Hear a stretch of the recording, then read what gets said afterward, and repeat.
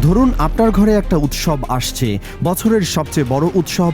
আপনি প্রস্তুতি নিচ্ছেন, পরিবারের সবাই আনন্দে আছে। আর ঠিক সেই মুহূর্তে কেউ একজন এসে বলল উৎসব করতে পারবে, তবে শর্ত আছে। আর সেই শর্ত এমনভাবে সাজানো হয়েছে যে তুমি চাইলেও উৎসব করতে পারবে না। শুনতে অবাক লাগছে, কিন্তু ঠিক এই ঘটনাটাই ঘটেছে পশ্চিমবঙ্গে। আর যারা এই শর্তের জালটা বুনেছে তারা বসে আছে নবান্নের ক্ষমতার চেয়ারে। কিন্তু গল্পটা এত সরল না, এর ভেতরে লুকিয়ে আছে রাজনীতি, ধর্ম, আইন, ক্ষমতার এমন এক জটিল খেলা যা জানলে আপনি নিজেই বুঝবেন আসলে কি ঘটেছে বাংলায়। পশ্চিমবঙ্গের সরকার বদলেছে, নতুন মুখ্যমন্ত্রী এসেছেন।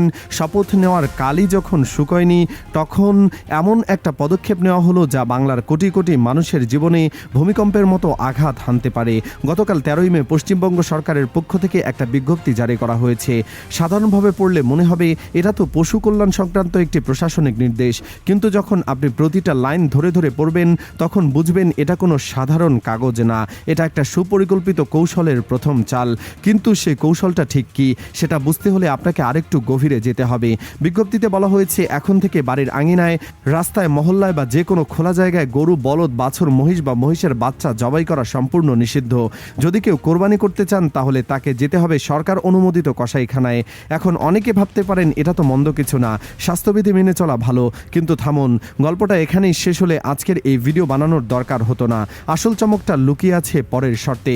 সরকার বলছে আপনি কসাইখানায় গেলেও চাইলে পশু জবাই করতে পারবেন না। প্রথমে আপনাকে একটা ফিটনেস সার্টিফিকেট সংগ্রহ করতে হবে। এই সার্টিফিকেট দেবেন কারা? একজন পৌরসভার চেয়ারম্যান বা পঞ্চায়েত সভাপতি এবং একজন সরকারি পশু চিকিৎসক। এই দুজনকে একসঙ্গে রাজি করতে হবে। হ্যাঁ, এই পশুটাকে জবাই করা যেতে পারে। এখন প্রশ্ন হচ্ছে তারা কখন রাজি হবেন? এখানেই আসল মরণ ফাঁদটা পাতা হয়েছে। সরকার বলছে একটা পশুকে তখনই কোরবানির যোগ্য ঘোষণা করা হবে যখন সেই পশুর বয়স 14 বছরের বেশি হবে, অথবা পশুটি এমনভাবে অসুস্থ, পঙ্গু বা বিকলাঙ্গ হবে যে সে আর কোনো কাজের উপযুক্ত নেই। মানে সোজা কথায় সুস্থ পশু কোরবানি করা যাবে না, শুধুমাত্র অসুস্থ পশু বা অতি বৃদ্ধ পশু দিয়ে কোরবানি দিতে হবে। এবার একটু ভাবুন, ইসলামী বিধান অনুযায়ী কোরবানির পশু কেমন হওয়া দরকার? সুস্থ, সবল, ত্রুটিমুক্ত। কোনো অন্ধ, খোঁড়া, রোগা বা বিকলাঙ্গ পশু দিয়ে কোরবানি দেওয়া ইসলামী শরীয়তে গ্রহণযোগ্য নয়। এটা ধর্মের একেবারে মৌলিক বিধান। আর ঠিক এই জায়গাটাতেই একটা অদৃশ্য গিট বেঁধে দেওয়া হয়েছে। একদিকে ধর্ম বলছে সুস্থ পশু ছাড়া কোরবানি হবে না, অন্যদিকে রাষ্ট্র বলছে সুস্থ পশু কোরবানি করা যাবে না। দুটো শর্তে একসঙ্গে মেলানো গাণিতিকভাবে অসম্ভব। মানে কেউ যদি আইন মানতে চান তাহলে ধর্ম পালন করতে পারবে না, আর যদি ধর্ম পালন করতে চান তাহলে আইন ভঙ্গ হবে। কিন্তু আসল প্রশ্নটা কি এটাই, নাকি এর পেছনে আরও বড় কোনো পরিকল্পনা কাজ করছে? দেখুন, পশ্চিমবঙ্গের ক্ষমতার পালাবদলটা শুধু একটা রাজনৈতিক পরিবর্তন ছিল না। আজ যারা ক্ষমতায় বসেছেন তাদের রাজনৈতিক দর্শন এবং কৌশল সম্পর্কে যদি আপনি গত কয়েক বছরের ঘটনা প্রবাহ বিশ্লেষণ করেন তাহলে একটা স্পষ্ট ছবি ফুটে উঠবে।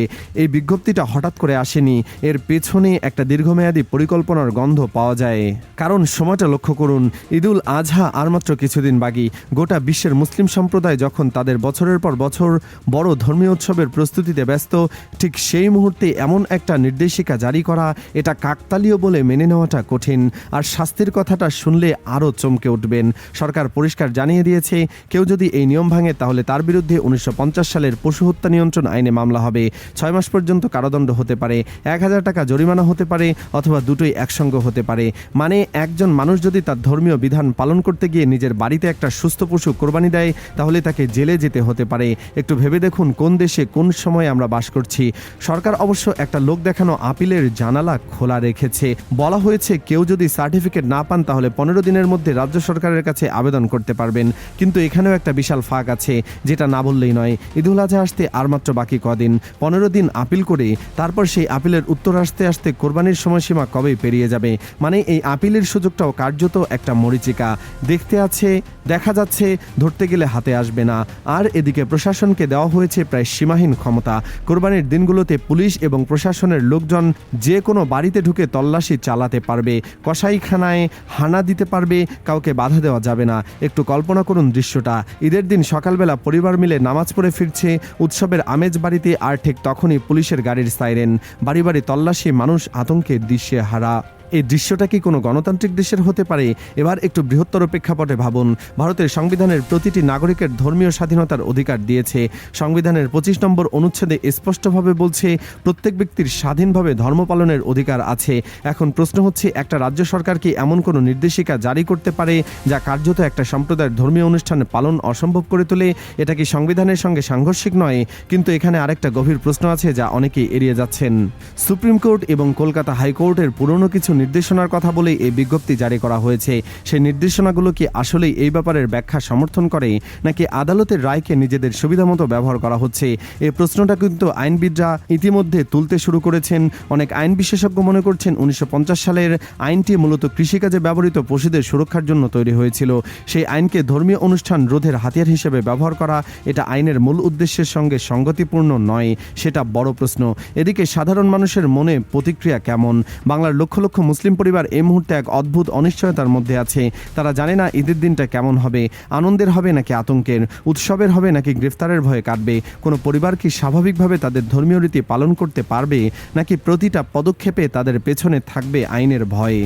আর শুধু মুসলিম সম্প্রদায়ের দিক থেকেই না, অনেক উদারপন্থী হিন্দু মানুষও প্রশ্ন তুলেছেন, আজ যদি একটা সম্প্রদায়ের ধর্মীয় অনুষ্ঠানে এভাবে হস্তক্ষেপ করা হয়, তাহলে কাল যে অন্য কোনো সম্প্রদায়ের উৎসবে এমন কাজ করা হবে না, তার নিশ্চয়তা কোথায়? ধর্মীয় স্বাধীনতার ওপর আঘাত যখন শুরু হয়, তখন সেটা কোনো একটা নির্দিষ্ট সম্প্রদায়ের মধ্যে সীমাবদ্ধ থাকে না। ইতিহাস সেটা বারবার প্রমাণ করেছে। ভবিষ্যতে কি হতে পারে? কয়েকটা সম্ভাবনা আছে। প্রথমত, এই বিজ্ঞপ্তি চ্যালেঞ্জ করে হাইকোর্টে রিট করা হতে পারে, আইনি লড়াই শুরু হতে পারে। দ্বিতীয়ত, কেন্দ্রীয় সরকারের ভূমিকা কি হবে সেটা দেখার বিষয়। তৃতীয়ত, বাংলার রাজপথে প্রতিবাদ শুরু হতে পারে। আর চতুর্থত এবং সবচেয়ে উদ্বেগজনক সম্ভাবনা, এই নিয়ে কঠোরভাবে প্রয়োগ করতে গিয়ে সাম্প্রদায়িক উত্তেজনা ছড়িয়ে পড়তে পারে। কোরবানির দিনগুলোতে যদি প্রশাসন জোর করে বাড়ি বাড়ি তল্লাশি চালায়, তাহলে পরিস্থিতি কোন দিকে মোড় নেবে সেটা আন্দাজ করা কঠিন। আর সবচেয়ে বড় কথা হচ্ছে, এই ধরনের নির্দেশিকা কি শুধু পশ্চিমবঙ্গেই সীমাবদ্ধ থাকবে, নাকি এটা একটা নজির হয়ে যাবে যেটা দেখে অন্য রাজ্যগুলো একই পথে হাঁটবে? ভারতের ফেডারেল কাঠামোতে যদি একটা রাজ্য এভাবে ধর্মীয় অনুষ্ঠানে হস্তক্ষেপ করতে পারে, তাহলে আগামীকাল অন্য কোনো রাজ্যের অন্য কোনো ধর্মের উৎসবও একই রকম বাধা আসতে পারে। পশ্চিমবঙ্গের বুকে আজ একটা নীরব ঝড় বইছে। বাইরে থেকে হয়তো সব শান্ত দেখাচ্ছে, কিন্তু ভেতরে ভেতরে কোটি কোটি মানুষের মনে জমাট বাঁধছে প্রশ্ন, ক্ষোভ, আতঙ্ক আর অনিশ্চয়তা। একটা সরকার যখন ক্ষমতায় বসে ধর্মকে নিয়ন্ত্রণ করার চেষ্টা করে, তখন সেটা শুধু একটা সম্প্রদায়ের সমস্যা থাকে না, সেটা হয়ে যায় পুরো গণতন্ত্রের সংকট। এখন প্রশ্ন হচ্ছে, এই গল্পের পরের অধ্যায়টা কে লিখবে? সরকার, আদালত, নাকি বাংলার সেই সাধারণ মানুষ যারা শুধু শান্তিতে তাদের ধর্ম পালন করতে চায়? আপনি কি মনে করেন, এই নির্দেশিকাকে আসলেই পশু কল্যাণের জন্য, নাকি এর পেছনে অন্য কোনো উদ্দেশ্য কাজ করছে? আপনার সৎ এবং সাহসী মতামত কমেন্ট বক্সে লিখুন, কারণ এই মুহূর্তে চুপ থাকাটাও একটা অবস্থান, আর একটা কথা বলাটাও।